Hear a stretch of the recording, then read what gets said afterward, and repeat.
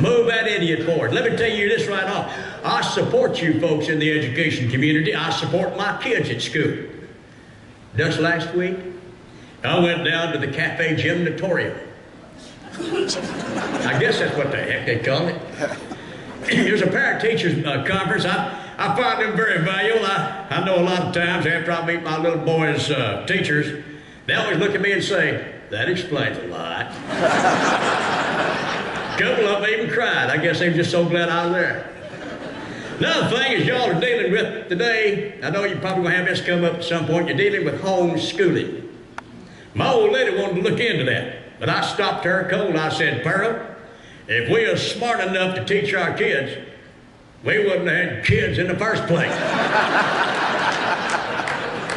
I figure that's a job for adults. I don't want my kids homeschooled. Same reason I don't want nobody pulling my teeth. Except some dentist or something like that. Somebody qualified. That's painful.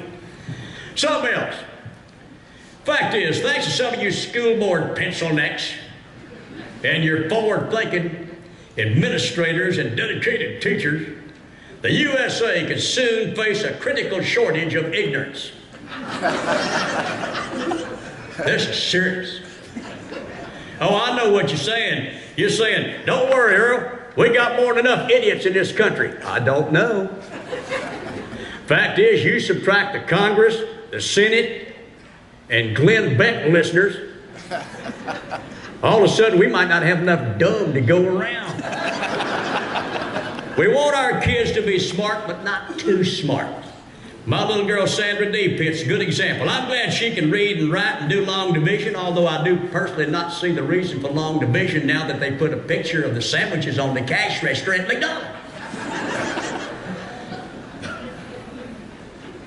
I don't want her smart enough to know what's really going on. I don't want her not thinking that I told her she takes out the trash every week, her hair would be shiny.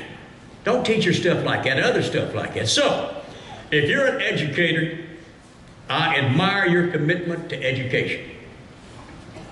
But I am here to tell you, there is something to be said for stupid people, because smart people don't figure out everything. The guy who invented the polio vaccine, the guy who figured out how to build a rocket ship, the guy who did the first brain surgery, they were all smart people. But the guy that discovered when you're putting up a new TV antenna, never leaned against a power line, he passed along something. First guy to reach under a running lawnmower and see if the blade was still spinning. He passed along some useful knowledge. Plus, without dumb people, who am I going to sit at the bar and debate stuff like which should float higher, Dolly Parton's Hooters or Jessica Alba's butt? That's the kind of conversation that takes a special friend. One who thinks that the nutcracker is something you do off a high dive. So wake up, America. Don't y'all worry about raising the general intelligence of students any more than it is now.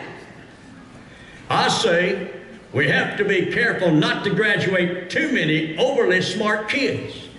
Otherwise, who'd be left to run for school board?